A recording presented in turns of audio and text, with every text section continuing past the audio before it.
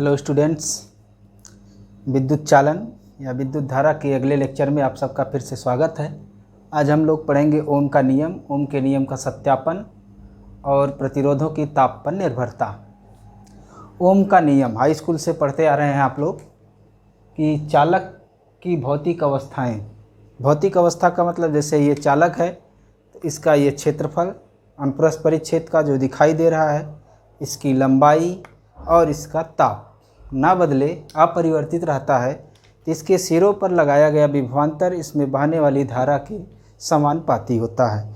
Generally पढ़ते आए हैं V प्रोपोर्शनल टू I, विभवांतर धारा के समानुपाती है, तो V is equal to I एक कांस्टेंट लगता है जिसको हम R कहते हैं। R को विद्युत प्रतिरोध कहा जाता है, चालक का विद्युत प्रतिरोध।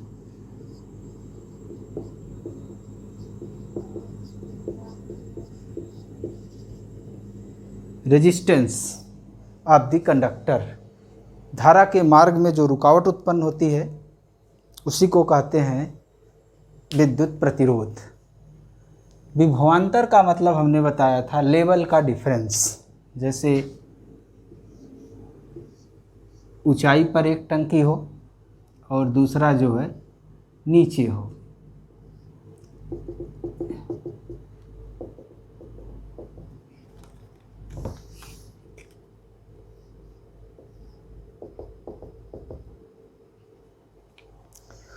ऊंचाई का डिफरेंस है, एक तार है, इसके सिरों पर विभवांतर लगा दिया गया है, यानी कुछ वोल्ट की बैटरी लगा दी गई, तो यहाँ और यहाँ इलेक्ट्रिक लेवल का डिफरेंस हो गया। इलेक्ट्रिक लेवल का मतलब एक जगह चार्ज की फिलअप ज़्यादा ऊंचाई तक है, दूसरी जगह कम ऊंचाई तक है। तो जब हम इसको जोड़ देते हैं तो यहाँ से वाटर करंट फ्लो होती है। वाटर करंट मतलब rate of current per unit water per unit time, वो डिपेंड करेगी इसका ये क्षेत्रफल क्या है, ये यहाँ से यहाँ की ऊंचाई का अंतर क्या है। ये जो ऊंचाई का अंतर है इसी को हम यहाँ पर विभवांतर कहते हैं।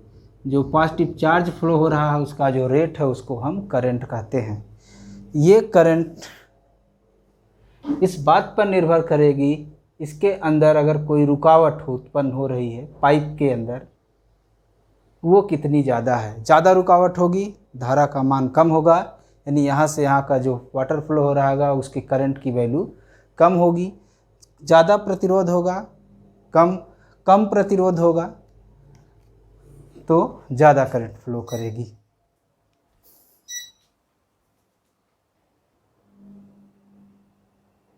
तो ये एक शॉर्ट तरीका है जिससे हम समझ सकते हैं कि ये डिफरेंस और करंट के बीच में एक रुकावट जो आ रही है, लेवल डिफरेंस वही है।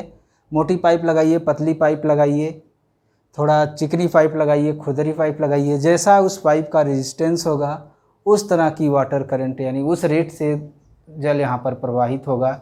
उसी तरह से यहाँ भी विभवांतर लगा दिया गया V वोल्ट का, इसमें करंट फ्लो हो रही है I, इन दोनों में एक संबंध है, वो है R। ये डिपेंड कर रहा है कि इसका नेचर ना बदले, लंबाई ना बदले, क्षेत्रफल। जैसे ये करंट फ्लो कर रही है वाटर करंट, पाइप अगर मोटी हो गई तो ज़्यादा वाटर फ्लो होने लगेगा, पतली हो गई कम फ्लो होने लगेगा। यानी रेजिस्टेंस बढ़ रहा है और घट रहा है। ये कांस्टेंट तभी रहेगा जब इसकी भौतिक अवस्थाएं ना बदलें, यानी तार की लंबाई, क्षेत्रफल, उसका ताप नहीं बदलता है, तो ये R V और I के बीच का जो रेशियो है वो कांस्टेंट रहेगा, यानी V और I एक दूसरे के समानुपाती रहेंगे। इसका प्रैक्टिकल भी सिलेबस में है। एक तार ले लेते हैं, वोल्टमीटर की सहायता से वोल्टेज नापते हैं और एमीटर लगा के इसकी करंट मेजर करते हैं और ग्राफ खींचते हैं। V और I, तो थ्योरेटिकल ग्राफ इस तरीके से मिलता है जो मूल बिंदु से होकर जाता है। इसका ढाल निकाल लीजिए, ये डेल्टा V होगा, यहाँ से यहाँ तक, यहाँ से यहाँ तक डेल्टा I होगा। R बराबर डेल्टा V बटे डेल्टा आई, आर बराबर वी बटे आई। इस ग्राफ की सहायता से हम आर का मान निकाल सकते हैं। या इस कोण को नाप लीजिए, उसी का tan थीटा ले लीजिए is equal to tan theta.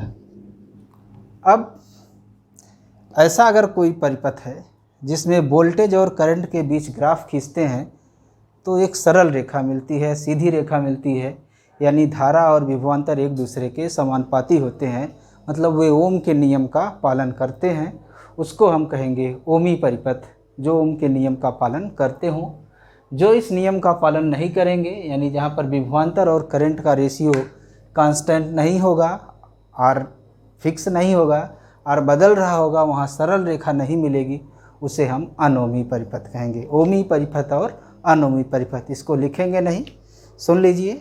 ऐसे परिपथ जिसमें ओम के नियम का पालन होता है, यानी विद्युत धारा और विभवांतर एक दूसरे के समानुपाती होते हैं, या धारा और विभवांतर ग्राफ सरल रेखा होता है, उसे ओमी परिपथ कहते हैं। जिसमें सरल रेखा नहीं होती है उसे हम अनोमी परिपथ कहते हैं। यानी अनोमी परिपथ की अगर हम बात करें, अनोमी परिपथ जहाँ V और I एक दूसरे के समानुपाती नहीं है, हो सकता है इस तरह से ग्राफ मिले। अर्धचालकों में ऐसा होता है, अर्धचालक पढ़ाएंगे तो बताएंगे। V और I के बीच ग्राफ यहाँ अलग अलग बिंदुओं पर अलग अलग ढाल मिलेगा। किसी एक पॉइंट पर स्पर्श रेखा खींच लिया जाए, उसका ढाल निकाल लिया जाए, डेल्टा V और ये डेल्टा I, यहाँ से यहाँ तक, यहाँ से यहाँ तक। तो ये इस टाइम P पॉइंट पर रेजिस्टेंस होगा delta V upon delta I। ये किस पॉइंट पर है? P। कुछ निर्देशांक होगा इसका, कितना इसका करंट है और कितना इसका वोल्टेज है। इसे हम गत्यात्मक प्रतिरोध कहते हैं, क्योंकि हर बिंदु पर प्रतिरोध बदलेगा, हर बिंदु पर स्पर्श रेखा की दिशा बदलेगी। इस थीटा का मान हर बिंदु पर अलग अलग होगा। यहाँ सरल रेखा है, किसी भी पॉइंट पर खींचेंगे वो यहीं से जाएगी। तो कुल मिला के अनोमी परिपथ में V और I के बीच का ग्राफ वक्र मिलता है, सरल रेखी नहीं मिलता है, यानी प्रतिरोध अलग अलग बिंदुओं पर अलग अलग होता है। इसी को डायनेमिक रेजिस्टेंस अथवा गत्यात्मक प्रतिरोध कहते हैं। और जो ओम के नियम का पालन करते हैं उसमें सरल रेखा मिलती है, उसमें स्थिर प्रतिरोध होता है और उसकी अपनी लिमिटेशन है, लंबाई, अनुप्रस्थ परिच्छेद, क्षेत्रफल और ताप। ये नियत होंगे तभी ऐसा होगा, अदरवाइज ऐसा नहीं होगा।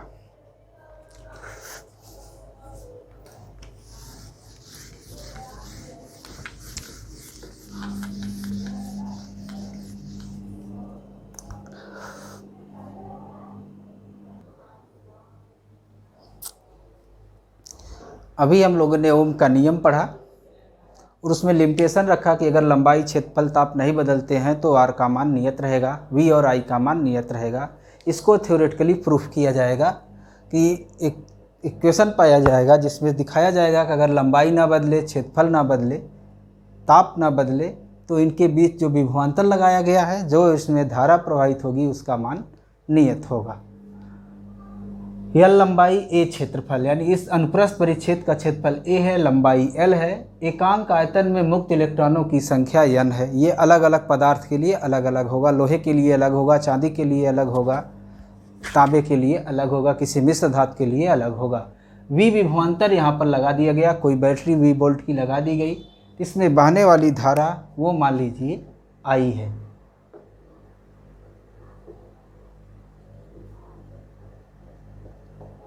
अनुगमन वेग Vd है, तो हम लोग जानते हैं कि I बराबर होता है NEA Vd। अनुगमन वेग के आधार पर व्याख्या करनी है तो अनुगमन वेग हम निकालेंगे। हमने अनुगमन वेग और विभवांतर में संबंध एक बार निकाला है, उसी को दोबारा निकालेंगे तो ज़्यादा नहीं समझाएंगे। जब V विभवांतर लगाते हैं सिरों के बीच, चालक के सिरों के बीच V विभवांतर लगाने पर चालक के अंदर उत्पन्न विद्युत क्षेत्र की तीव्रता, विद्युत क्षेत्र ई, ये बराबर होगा V बाई एल। और इस इलेक्ट्रिक फील्ड की दिशा किस तरफ होगी? Positive to negative. ये इलेक्ट्रिक फील्ड है जिसके कारण इलेक्ट्रॉन्स पर इस दिशा में फोर्स लगेगा, अतः मुक्त इलेक्ट्रॉनों पर लगने वाला विद्युत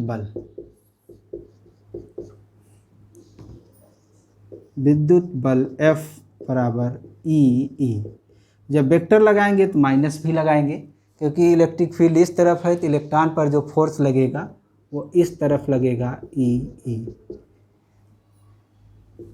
प्रत्येक मुक्त इलेक्ट्रॉन पर लगने वाला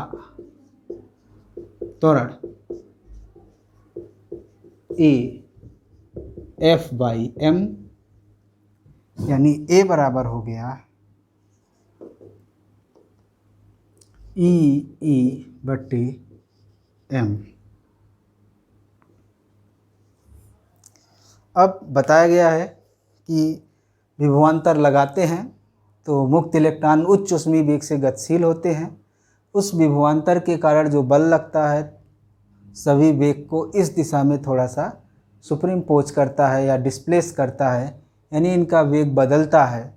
तो यन इलेक्ट्रॉन्स हैं, उनके श्रांतिकाल टाउ 1 टाउ 2 टाउ n है, तो पहले जो वेग था उतने समय अंतराल में उनका वेग थोड़ा सा बदल जाता है, वो v1 v2 और vn हो जाता है। तो उसी का औसत लेते हैं, वही हमारा अनुगमन वेग होता है। इसको हमने अनुगमन वेग वाले में पढ़ाया है। यदि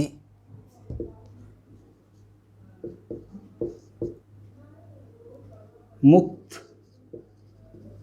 इलेक्ट्रॉनों के अनुगमन ऊष्मीय वेग u1 u2 u1 हो तो टाउ 1 टाउ 2 टाउ 1 श्रांतिकालों में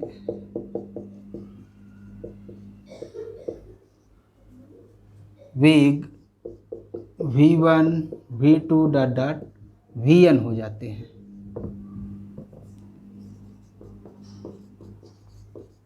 तो अनुगमन वेग Vd बराबर v1 plus v2 plus vn बटे n होगा। v1 v2 और vn इसका मान रखेंगे, जैसा कि पहले हम रख चुके हैं, इसलिए यहाँ पर थोड़ा सा तेज कर रहे हैं या उसको बहुत ज़्यादा एक्सप्लेन नहीं कर रहे हैं, क्योंकि पिछले वाले लेक्चर में पूरा एक्सप्लेन किया गया है। दोबारा इसलिए किया जा रहा है कि अगर सत्यापन पूछा जाएगा तो इसको भी एग्ज़ाम में लिखना पड़ेगा।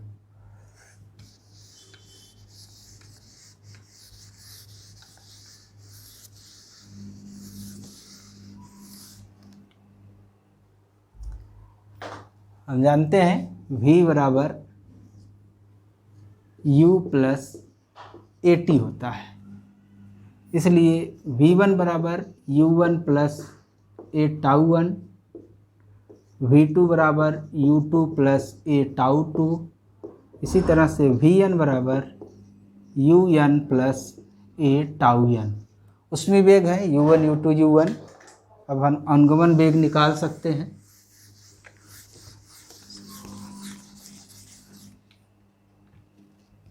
इसलिए Vd बराबर इन सबको जोड़ के n से भाग देना है। U1 plus U2 plus UN बटे n प्लस A कॉमन ले लीजिए, tau 1 plus tau 2 plus tau n बटे n। ये 0 होता है, औसत ऊष्मीय वेग 0 plus A tau.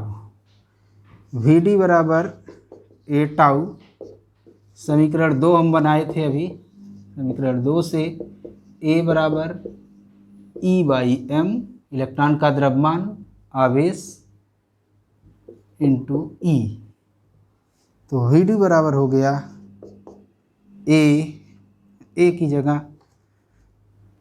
E by m E tau. Current में संबंध निकालना है, E की value V by L this implies V D बराबर E by M E V बटे एल विभवांतर बटे दूरी इंटू टाउ।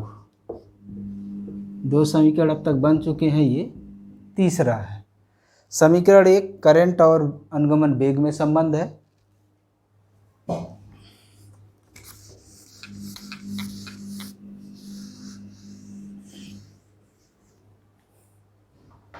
समीकरण 1 में या समीकरण 1 से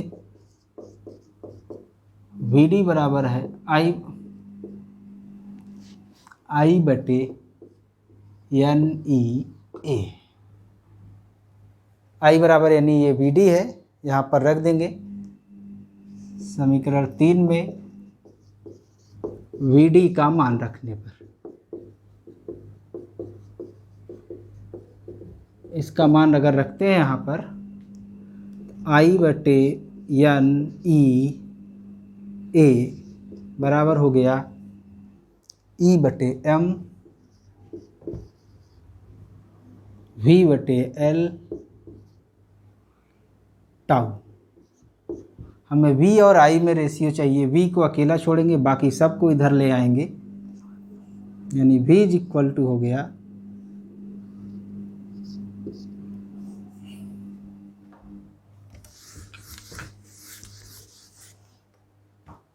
v is equal to M ऊपर जाएगा, एन यहीं रहेगा, ई इधर ऊपर है तो यहाँ नीचे आएगा ई स्क्वायर, टाउ यहाँ ऊपर है तो इस तरफ आएगा नीचे, एल नीचे है तो ऊपर चला जाएगा ए टू आई। ये इस समीकरण का नंबर मान लीजिए 4 रख देते हैं। तो इसमें देखेंगे क्या क्या है। यम इलेक्ट्रॉन का द्रव्यमान है समीकरण 4 से। समीकरण 4 में यम इलेक्ट्रॉन का द्रव्यमान, कोई भी पदार्थ लीजिए वही रहेगा, चालक की लंबाई और ये क्षेत्रफल है, शुरू से ही माना गया है। एन एकांक आयतन में मुक्त इलेक्ट्रॉनों की संख्या,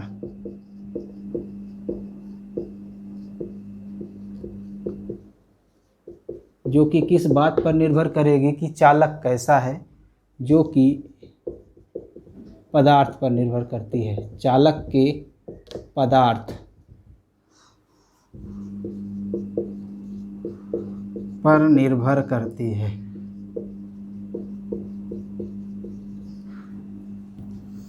यम हो गया, एन हो गया, ई इलेक्ट्रॉन का आवेश है 1.6 × 10⁻⁻19, बदलेगा ही नहीं कोई भी मटेरियल हो। टाउ श्रांति काल है, ताप पर निर्भर करता है।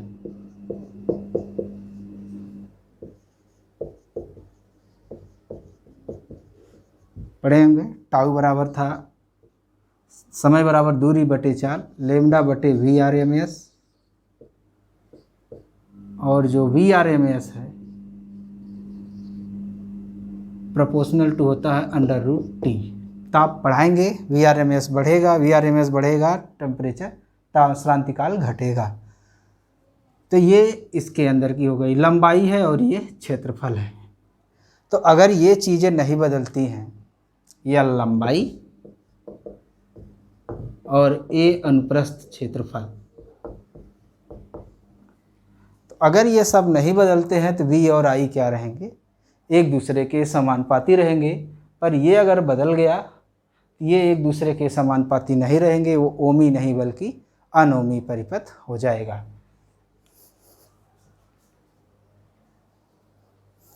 तो अगर सत्यापन आता है तो यहाँ तक करिए एग्जाम में, उसके बाद ये बता दीजिए, फिर लिख दीजिए अतः अगर भौतिक अवस्थाएं नहीं परिवर्तित होती हैं, यानी ये चीज़ें नहीं बदलती हैं, तो V प्रोपोर्शनल टू क्या होगा, I होगा। यही लिख देते हैं अतः यदि भौतिक अवस्थाएं अपरिवर्तित हों भौतिक अवस्थाएं अपरिवर्तित हों तो इसके नीचे लिखा जाता। समीकरण 4 से स्पष्ट है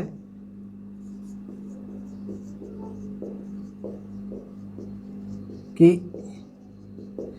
V प्रोपोर्शनल टू क्या होगा I, क्योंकि ये सारी चीज़ें तब हमारी क्या हो जाएंगी, कांस्टेंट हो जाएंगी। तो ओम के नियम का सत्यापन आता है तो पहले ओम का नियम लिखिए होता क्या है, उसके बाद जहाँ से हमने सत्यापन शुरू किया है यहाँ तक आइए, इन चीज़ों को बताइए कौन किस पर निर्भर करता है, फिर डायरेक्टली इसको लिख दीजिए कि अगर ये सब नहीं बदलते हैं, भौतिक अवस्थाएं अपरिवर्तित रहती हैं, तो जो प्रतिरोध है या जो विद्युत वोल्टेज है और करंट एक दूसरे के समानुपाती होती हैं।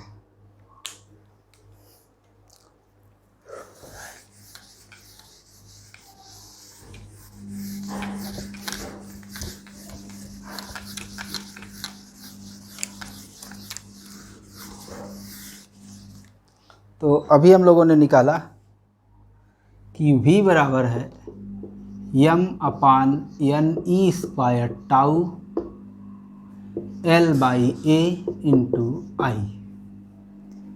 V बराबर IR पर से कंपेरिजन कर दीजिए तो चालक का जो प्रतिरोध है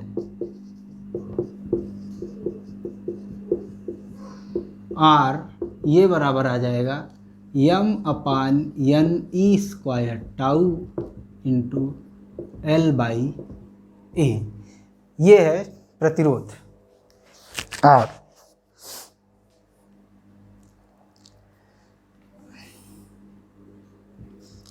इस पार्ट को देखेंगे, ये इलेक्ट्रॉन का द्रव्यमान है, इलेक्ट्रॉन का आवेश है, ये टेम्परेचर डिपेंडेंस वाली चीज़ है टाउ, और ये n है जो कि पदार्थ पर निर्भर करती है, एकांक आयतन में मुक्त इलेक्ट्रॉनों की संख्या। यानी जो इतनी चीज़ है ये ताप और पदार्थ पर निर्भर कर रही है, इस लंबाई और चौड़ाई पर निर्भर नहीं कर रही है। इसको रेजिस्टिविटी कहते हैं। m/n/e²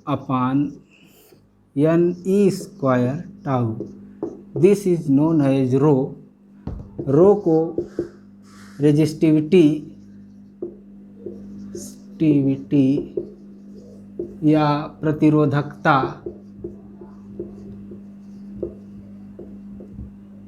या विशिष्ट प्रतिरोध, स्पेसिफिक रेजिस्टेंस कहते हैं।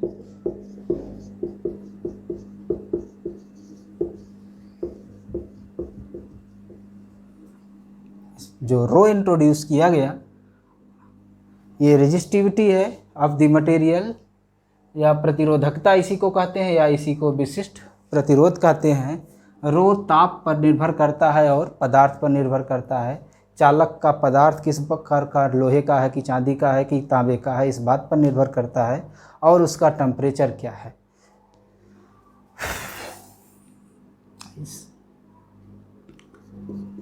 R is equal to rho into L/A, ये फार्मूला हो गया, जहाँ से हम रो का मात्रक, मान, परिभाषा सब निकाल सकते हैं। This implies rho is equal to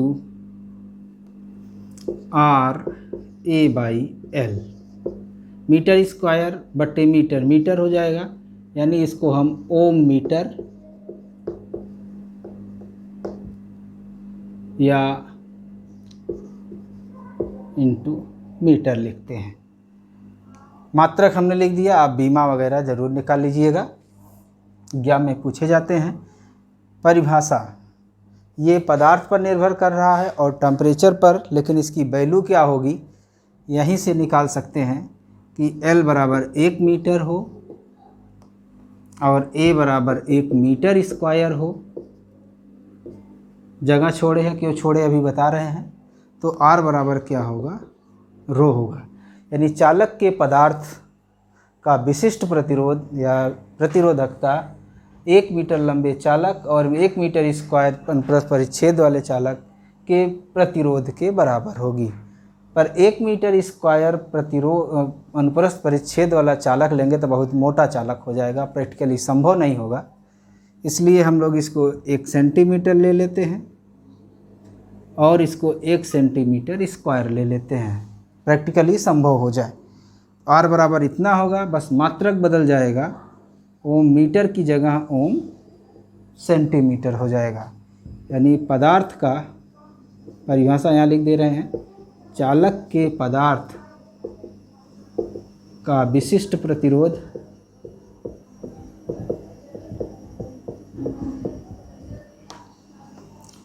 एक सेंटीमीटर लंबे तथा 1 सेंटीमीटर स्क्वायर अनुप्रस्थ परिच्छेद वाले चालक के प्रतिरोध के बराबर होती है।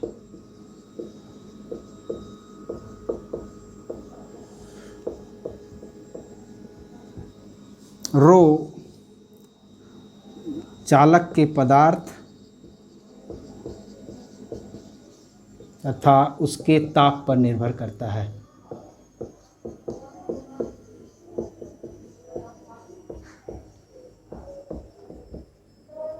चालक के आकार आकृति पर नहीं, 1 मीटर लंबा चाहे लोहा हो, चाहे 100 मीटर लंबा लोहा हो, उसका जो विशिष्ट प्रतिरोध होगा रो, वो एक ही होगा। टेम्परेचर बदल जाएगा तो रो का मान बदलेगा, क्योंकि रो बराबर है m/n² टाउ।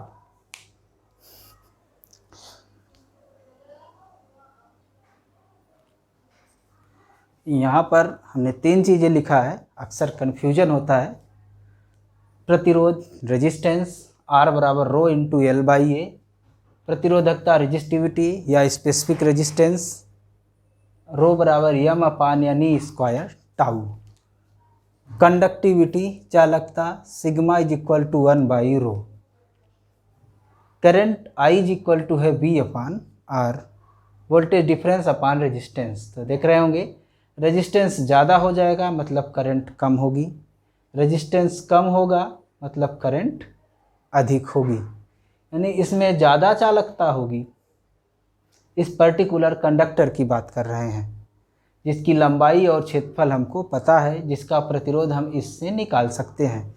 पर 2 चीज़ें दिख रही हैं, एक ही लंबाई की एक ही क्षेत्रफल की 2 चीज़ें हमारे पास अगर हों तो उनमें किसका प्रतिरोध ज़्यादा होगा किसका कम होगा, ये किससे पता चलेगा? रो से। लंबाई यही रहे, L लिखा नहीं गया है, लिख देते हैं। मतलब एक लोहे का हो, एक चांदी का हो, एक तांबे का हो, लंबाई L हो, क्षेत्रफल सबका वही हो, यानी मोटाई सबकी वही हो, 1 mm 2 mm जैसी भी मोटाई हो, जैसा भी व्यास हो, तो उनके प्रतिरोध अलग अलग होंगे। ये किस बात से पता लगेगा? रो से। क्यों? रो मटेरियल की प्रॉपर्टी बताता है कि उस मटेरियल का पर यूनिट एरिया और पर यूनिट लंबाई पर रेजिस्टेंस कितना है। तो रो किस बात पर डिपेंड करता है? m/n² tau. एकांक आयतन में मुक्त इलेक्ट्रॉन्स कितने हैं और उसका टेम्परेचर कितना है, यानी ये ताप पर निर्भर करेगा। तो ध्यान दीजिए, अगर ताप बदलने पर ये बदल जाता है रो, तो ताप बदलने पर प्रतिरोध भी बदल जाएगा। यानी ताप बढ़ाएंगे या घटाएंगे तो विशिष्ट प्रतिरोध या प्रतिरोधकता बढ़ेगी, और प्रतिरोधकता अगर बढ़ती है या घटती है, जैसा भी होगा, प्रतिरोध भी बढ़ेगा और घटेगा। और दूसरी चीज़, ये बढ़ रहा है अगर तो I घट रही है, ये घट रहा है अगर तो I बढ़ रही है। यानी इसके मान पर डिपेंड करेगी कि इसमें चालन कैसे किस तरह से हो रहा है। इसलिए एक नया पैरामीटर डिफाइन किया गया, चालकता, कंडक्टिविटी 1/रो ही क्यों कहा गया? वो इसलिए कहा गया क्योंकि ताप बढ़ाएंगे, अभी देखेंगे, तो प्रतिरोध चालकों का बढ़ेगा। प्रतिरोध बढ़ेगा मतलब धारा घटेगी। जैसे जैसे प्रतिरोध बढ़ेगा धारा का मान क्या होता जाएगा? घटता जाएगा। चालकता उसकी क्या होती जाएगी? घटती जाएगी। तो टाउ, यहीं से देखिए, टाउ बराबर V/RMS, समय बराबर दूरी बटे चाल, लेमडा बटे V/RMS, वर्ग माध्य मूल चाल V/RMS √3RT/m होती है। यानी टाउ ऊपर आया, यानी V/RMS डायरेक्टली प्रोपोर्शनल टू है टेम्परेचर। तो ये बढ़ेगा, यानी टाउ प्रोपोर्शनल टू हो गया 1/√T के टेम्परेचर के। ताप बढ़ाएंगे श्रांतिकाल घटेगा, श्रांतिकाल घटेगा तो रो बढ़ेगा। ये चालकों के लिए है जो भी हम पढ़ रहे हैं, क्योंकि जो ये रिलेशन निकाले हैं V और I का, वो मुक्त इलेक्ट्रॉन गैस मॉडल से निकाले हैं जो कि चालक के लिए है। तो ध्यान दीजिए, ताप बढ़ाएंगे श्रांतिकाल बढ़ेगा, घटेगा, श्रांतिकाल घटेगा, इसलिए विशिष्ट प्रतिरोध का मान बढ़ेगा। अर्थात ताप बढ़ाने पर विशिष्ट प्रतिरोध का मान क्या हो जाएगा? बढ़ेगा। ताप बढ़ाएंगे टाउ घटेगा। पूछा जाता है एग्जाम में, विशिष्ट प्रतिरोध ताप बढ़ाने पर बढ़ता है अथवा घटता है, कारण बताइए। ये इक्वेशंस लिखिए यहाँ से। ताप बढ़ाएंगे श्रांतिकाल का मान घटेगा, श्रांतिकाल का मान घटेगा तो रो बढ़ेगा। यानी ताप बढ़ाते जाएंगे तो रो का मान बढ़ता जाएगा, विशिष्ट प्रतिरोध बढ़ेगा, और विशिष्ट प्रतिरोध अगर बढ़ेगा तो चालक का प्रतिरोध भी बढ़ेगा। धातुओं के लिए या चालकों के लिए ताप बढ़ाने पर उनका प्रतिरोध अथवा विशिष्ट प्रतिरोध बढ़ता है। अगर प्रतिरोध बढ़ेगा तो धारा घटेगी, मतलब इसकी चालकता कम होगी, यानी सिग्मा का मान क्या होगा? कम होगा।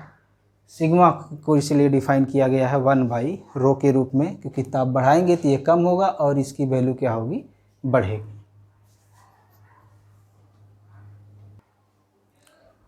इन तीनों में किसी का भी रीजन पूछा जाता है कि ताप बढ़ाने पर बढ़ रहा है अथवा घट रहा है तो क्यों हो रहा है, उन सब का रीजन यही एक जगह से मिलेगा। इसको एक्सप्लेन करिए, फिर इसको बता दीजिए बढ़ रहा है कि घट रहा है। इसी को एक्सप्लेन करिए, फिर इसको बता दीजिए कि बढ़ रहा है कि घट रहा है।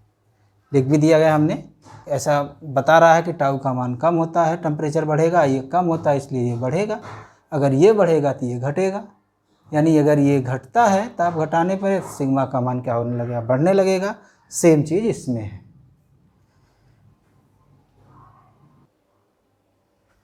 नेक्स्ट टॉपिक हम पढ़ेंगे ओम के नियम का सूक्ष्म समीकरण या सूक्ष्म रूप जो होता है वह Je तथा सिग्मा में संबंध होता है। जे का मतलब धारा घनत्व, ई का मतलब चालक के अंदर विद्युत क्षेत्र की तीव्रता, सिग्मा का मतलब चालकता, कंडक्टिविटी ऑफ द मटेरियल 1/ρ।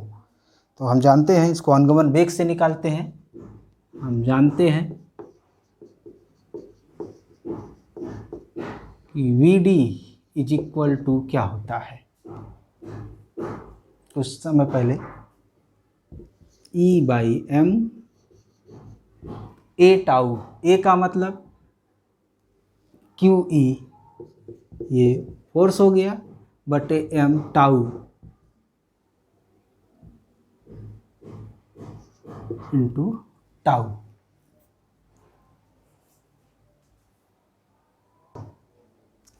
धारा घनत्व J बराबर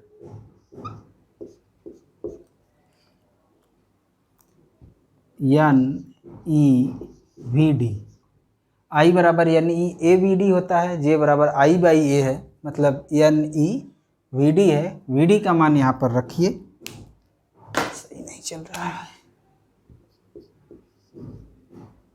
E² बटे m टाउ E। इसको देखेंगे, हम जानते हैं रो बराबर है m/NE² टाउ, और सिग्मा बराबर है 1/ρ, यानी NE² टाउ बटे m, फर्स्ट और ये सेकेंड।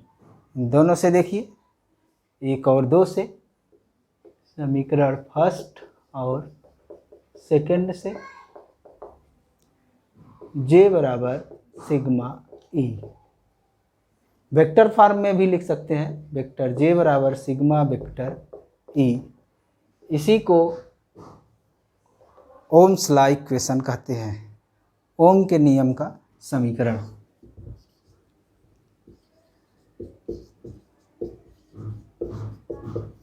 नियम का सूक्ष्म रूप,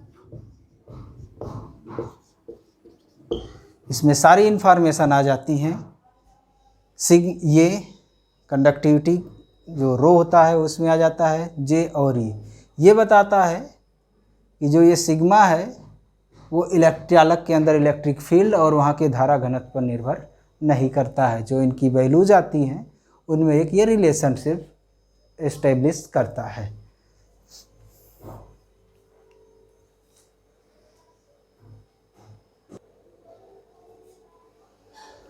हम लोगों को सिलेबस में अतिचालकता की केवल परिभाषा है, उसको समझते हैं। हमने अभी बताया था कि जो रो है विशिष्ट प्रतिरोध, ये ताप बढ़ाने पर बढ़ता है, ताप घटाने पर घटता है। प्रोपोर्शनल टू √T टाइप का था, यानी अगर हम ग्राफ खींचेंगे कि ताप घटाएंगे तो रो का मान धीरे धीरे घटेगा, और सिग्मा जो चालकता है 1/ρ होती है।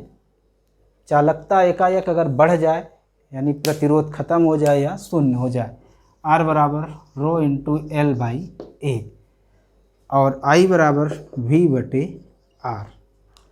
अगर ये रेजिस्टेंस 0 हो जाता है तो करंट इनफाइनाइट हो जाएगी, यानी बहुत ज़्यादा करंट बिना किसी लॉस के फ्लो करेगी। जैसे घर्षण अगर शून्य हो जाए तो एक बार गेंद को लुढ़का दीजिए तो हमेशा वह लुढ़कती रहेगी।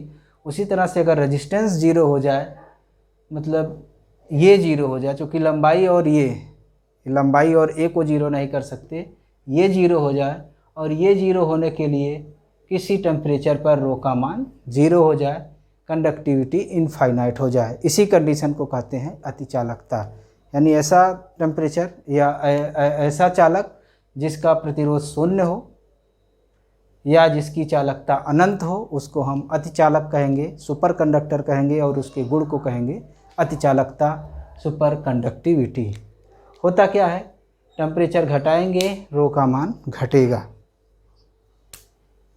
रो लिया जाए, इधर टेम्परेचर, ये किसी ज़्यादा टेम्परेचर पर ज़्यादा होगा, घटते घटते किसी एक टेम्परेचर पर एकाएक ये 0 हो जाता है, TC, क्रांतिक ताप या ट्रांजिशन टेम्परेचर। यानी ताप घटाने पर विशिष्ट प्रतिरोध का मान धीरे धीरे कम होते होते एक निश्चित टेम्परेचर पर एकाएक 0 हो जाता है, यानी उसका विशिष्ट प्रतिरोध शून्य हो जाता है और चालकता अनंत हो जाती है। इस ताप पर प्रतिरोध शून्य हो जाता है। चालक के इस गुण को कहते हैं अतिचालकता, और इस टेम्परेचर पर उस चालक को कहेंगे अतिचालक या सुपर कंडक्टर। सिर्फ इतना ही लिखना है, समय अभाव के कारण लिख नहीं रहे हैं, वीडियो लंबा होता जा रहा है। कि ताप घटाते हैं तो रो का मान, विशिष्ट प्रतिरोध का मान कम होता है, एक निश्चित ताप पर एकाएक 0 हो जाता है। जिस ताप पर 0 होता है उसको हम संक्रमण ताप या ट्रांजिशन टेम्परेचर कहते हैं। और इस टेम्परेचर पर, इस ताप पर चालक को सुपर कंडक्टर, अतिचालक, और इसके गुण को अतिचालकता कहते हैं। गुण क्या है कि एक बार करंट फ्लो कर गई तो वो फ्लो करती रहेगी। जैसे घर्षण शून्य हो जाए तो कोई गेंद हमेशा लुढ़कती रहेगी। तो बहुत ज़्यादा करंट किसी वायर में बिना क्षय के अगर फ्लो करानी है तो सुपर कंडक्टर सबसे अच्छा ऑप्शन है।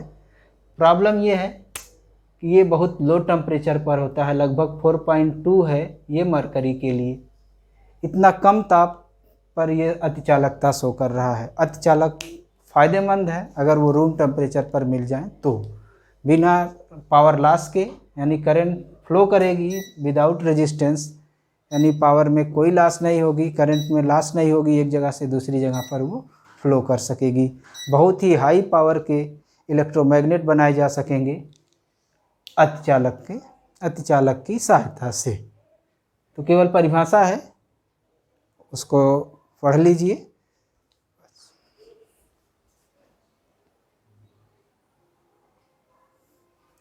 हमने कुछ प्रतिरोधों के ताप पर निर्भरता के महत्वपूर्ण सूत्र हैं। ये सूत्र हैं डायरेक्टली हमारे सिलेबस में। 0 डिग्री सेंटीग्रेड पर प्रतिरोध R0 हो, 0 डिग्री केल्विन पर भी दे सकता है। T डिग्री सेंटीग्रेड पर प्रतिरोध RT हो तो RT बराबर R0 ब्रैकेट में 1 + अल्फ़ा T, जहाँ अल्फ़ा प्रतिरोध ताप गुणांक है। इसी तरह से विशिष्ट प्रतिरोध के लिए भी संबंध है। हम न्यूमेरिकल वाला वीडियो इसके बाद बनाएंगे, उसमें इसका उपयोग, ओम के नियम का उपयोग करके कुछ न्यूमेरिकल्स बताएंगे, फिर इनका उपयोग समझ में आ जाएगा।